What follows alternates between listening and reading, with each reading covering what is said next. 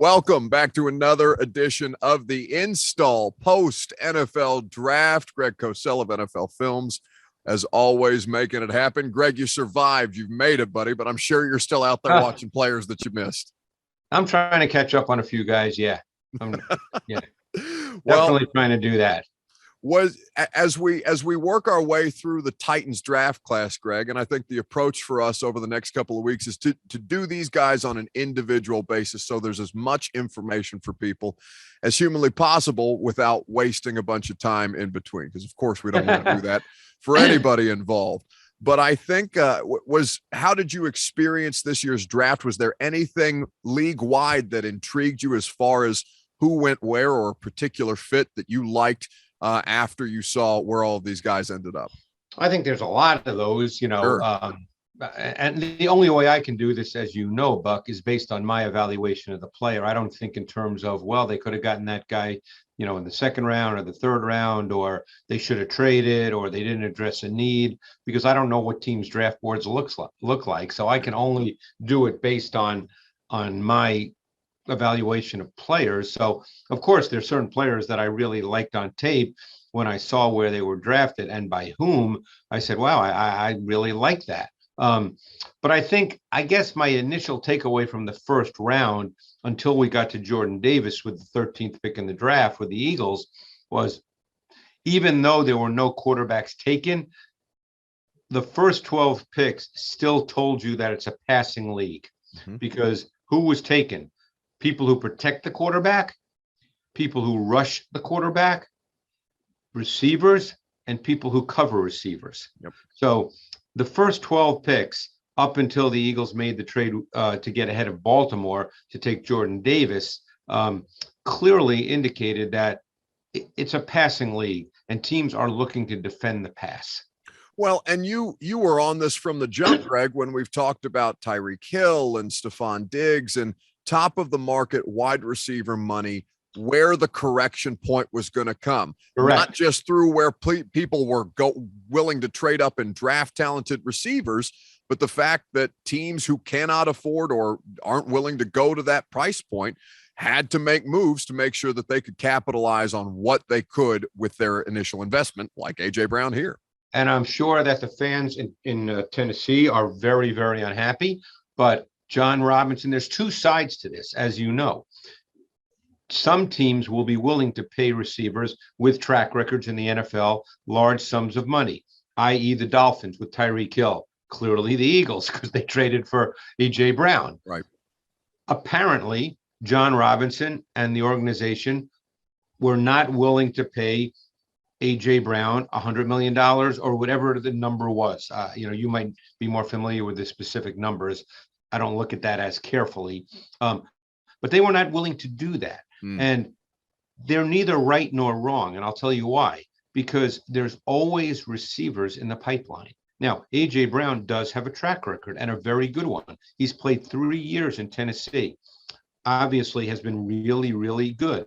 You can make an argument that at his best and when healthy, A.J. Brown is a top 5-6 receiver in the NFL. You certainly can make that argument. But because there's always receivers in the pipeline and will always be, because of the way football is being played beginning at the peewee level, teams are not lining up and hitting each other in the mouth. Everybody starts with 7-on-7s. Let's throw the ball around. So there's always going to be receivers. So John Robinson, right or wrong, made a decision that, you know what? I'm not going to pay a receiver $100 million plus. I'm going to draft one to replace him. I'm not paying him $100 million. Yeah.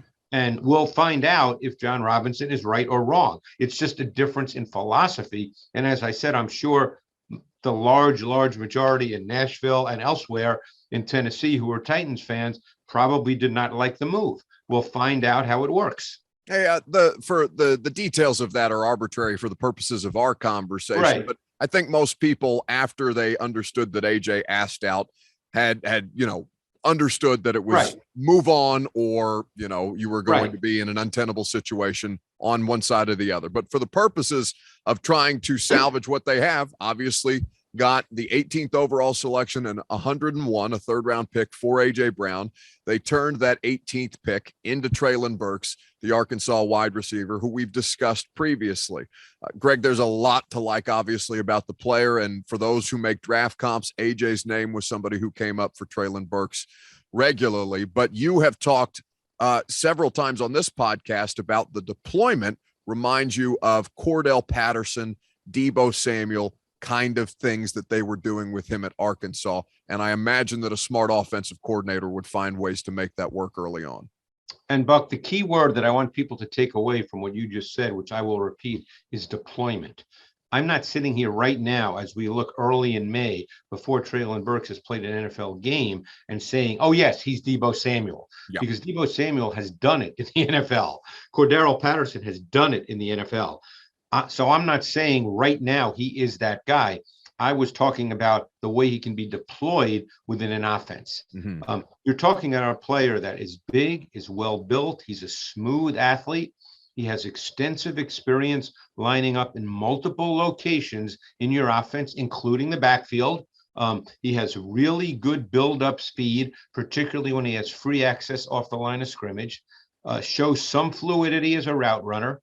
He's very, very physical, and he's got really big hands, and he does not drop the football. He catches everything.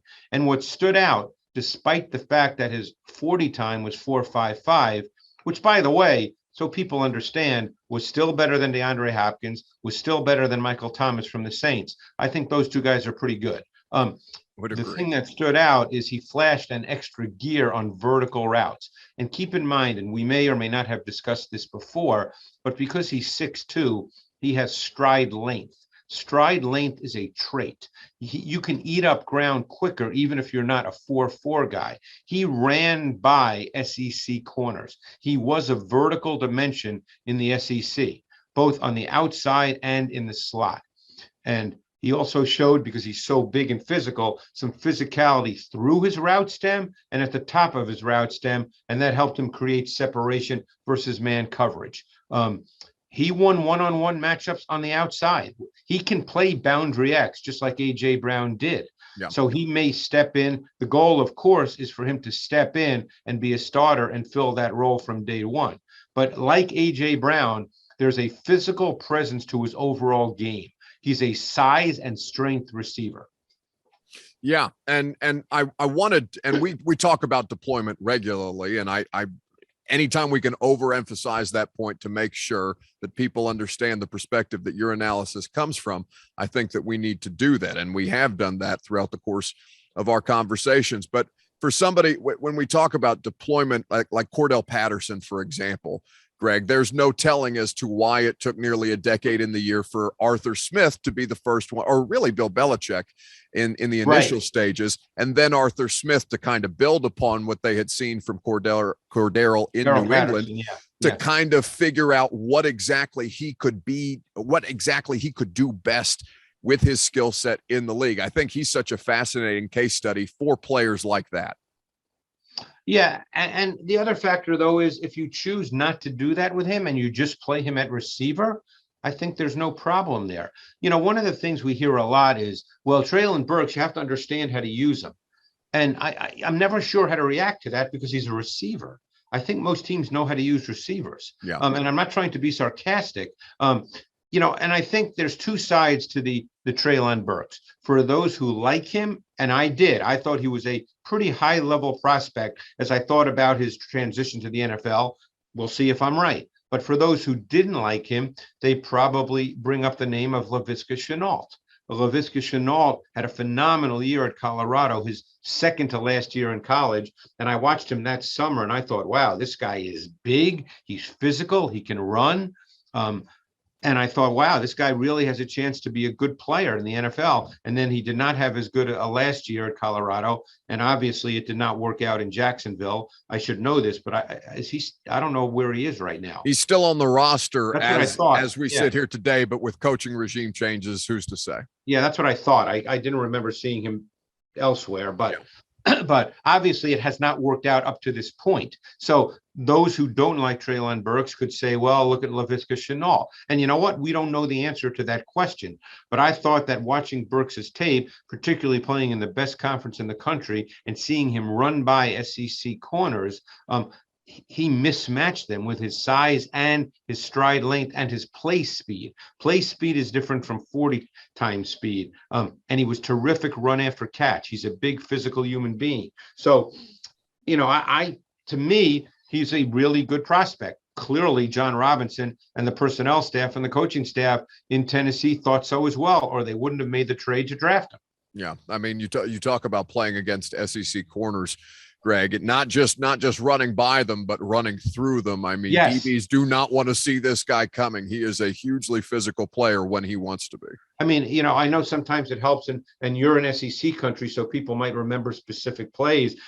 He caught a 66-yard touchdown versus Alabama in which he ran away from the Alabama secondary. Yeah. And when I say ran away, it wasn't a 60-yard throw where he ran a route. He caught the ball and then ran 40 yards where they couldn't catch him. Yeah. But then he had an 85-yard touchdown versus Texas A&M and a 52-yard touchdown versus Missouri where he ran by and got on top of the corner.